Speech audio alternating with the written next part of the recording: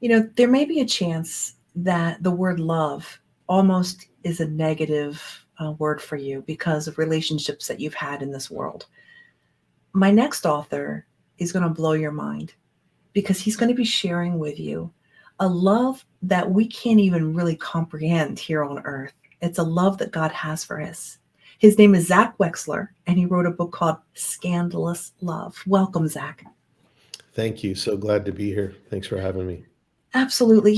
When I go through the book and realize Scandalous Love is the absolute perfect title for this for so many reasons, I'm going to just start by saying the word love takes on a whole new meaning after you read your book, because love as humans is so shallow compared to what you're talking about. Can you expound on that for me?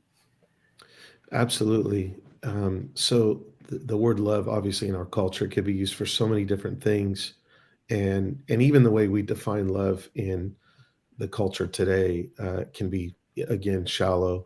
But in looking at the life of Jesus or even our understanding of God, like what is God's love? It's fierce, it's relentless, it's furious, but at the same time, it's outrageous to us. So you're looking at the life of Jesus, the love that he revealed, it actually offended the religious and it drew the brokenhearted. And so, really, the book is just about how outrageous the love of God is, and how love is not just something where, oh, you just accept everything and everyone. No, actually, love doesn't compromise. Love is a transforming power. It's active. It's not a passive thing. Love just gets right in your face and says, "No, I love you," and and tells us who we are. And so that's really what the book is about. If you've ever had a child, I think the closest I've ever come to the kind of love that I'm reading about in your book, Scandalous Love, is the first time I held my first son and realized this is something I've never experienced before. And Zack, I'm guessing that's only scratching the surface of the love that God has for us, but that's the closest I can possibly get. Absolutely.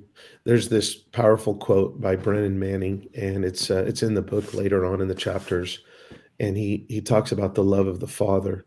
And obviously, as parents, I have five beautiful children, and it's like your love just keeps growing for them. And then I've heard when you have grandkids, it even grows even more, and it's Yeah, just incredible.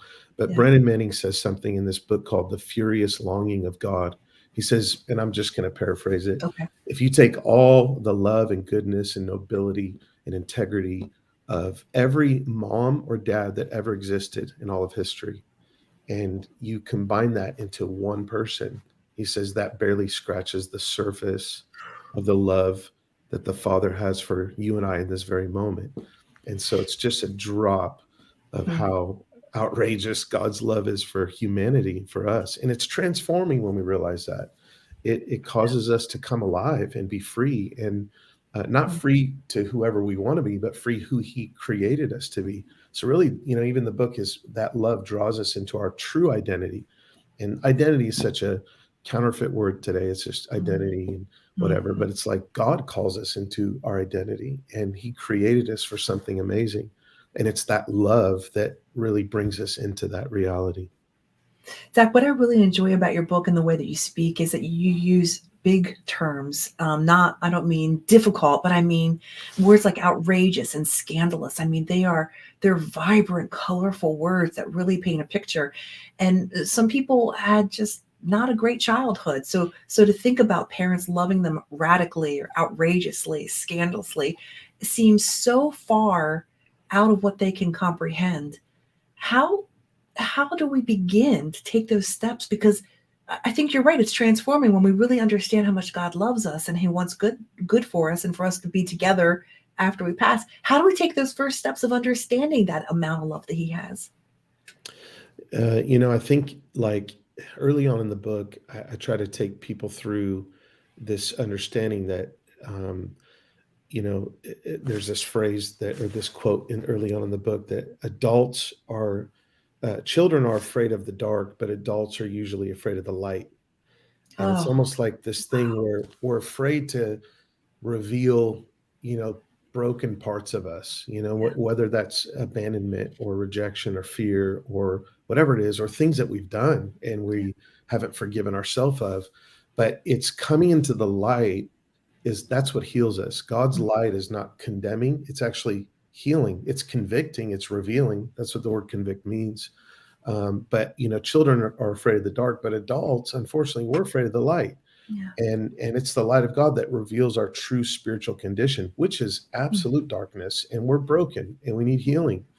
But we have to be willing to let God love every broken part of us, not just the parts that we show everybody, like the Sunday morning version if we go to church or whatever.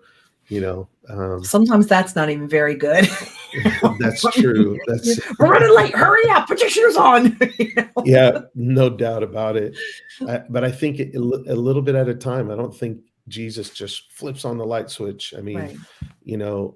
or we wouldn't be able to handle that type of light. You Yeah. look at Saul on the road to Damascus, and that's what happened with him. He got a big glimpse of the face of who Jesus was, and it says that he was blinded for 3 days. But I don't think that the light blinded him. I think the light revealed his true spiritual condition.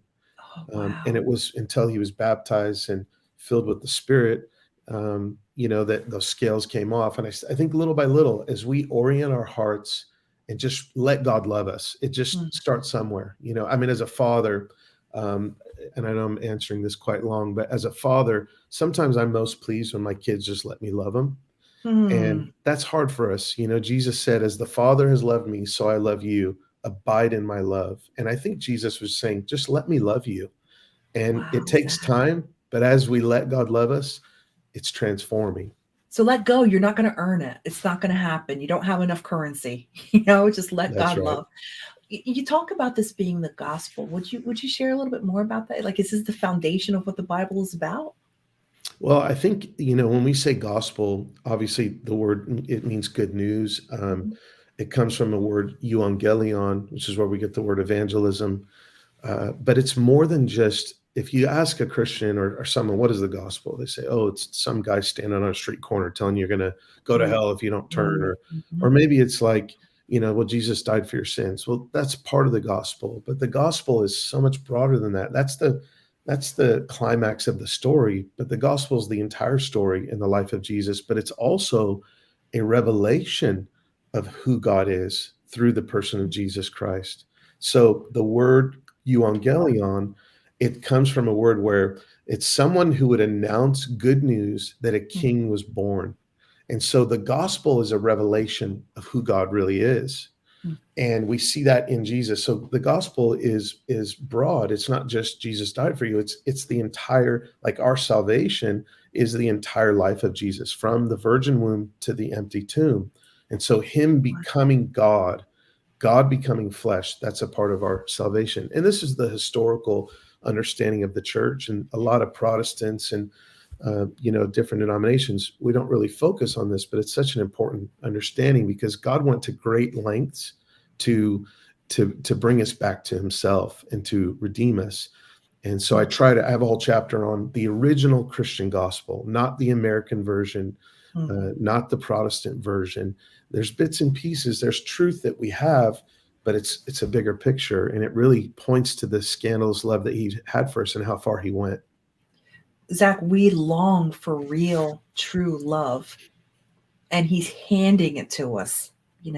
I think sometimes we try to fill the void with addictions and uh, superficial things that just aren't going to make us happy. And he's standing right there saying, just let That's right. go. Let me do it. So I have to get to chapter 4, the illegal discount. Can you talk about that?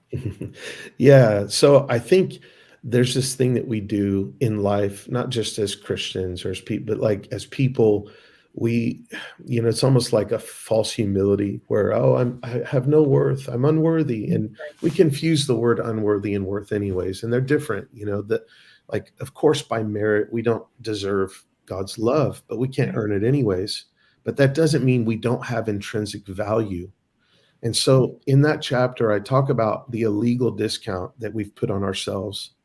It's almost like the price tag that we see, that we don't have value unless we give our hearts to God, or we do all the right things, or we go to church, we read the Bible, whatever. That's not what determines our value.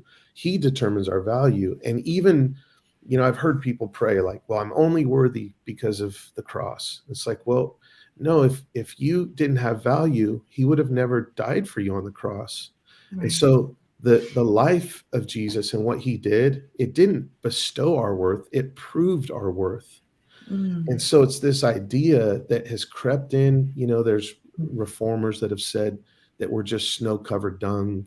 There's more recent theologians that would say something like, Jesus is our asbestos suit to protect us from the fiery wrath of God. And it's like these ideas that, Mhm. we're just worthless. And that's not the truth. You Mhm. see it in the Gospels, the lost coin, the lost sheep, the prodigal son story, that we actually have value. And what determines value? The uniqueness of something and the price someone is willing to pay for it. And there's no Wow. one with your fingerprint or your DNA.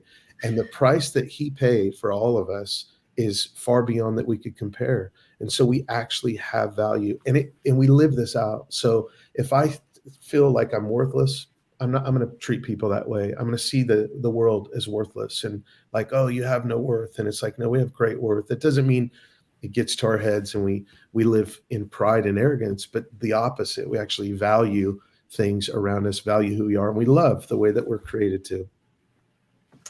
Zach, everything you say has such value. Every word you speak is so deep.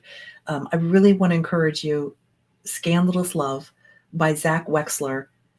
Just an amazing read. And Zach, I know that you're represented by Higher Life Publishing, but where else is your book available? They can just go to scandalousLove.com Okay. and order it there. Yeah, and there's more information about it too. Thank you so much. Thank you, Zach. Have a great day. You too.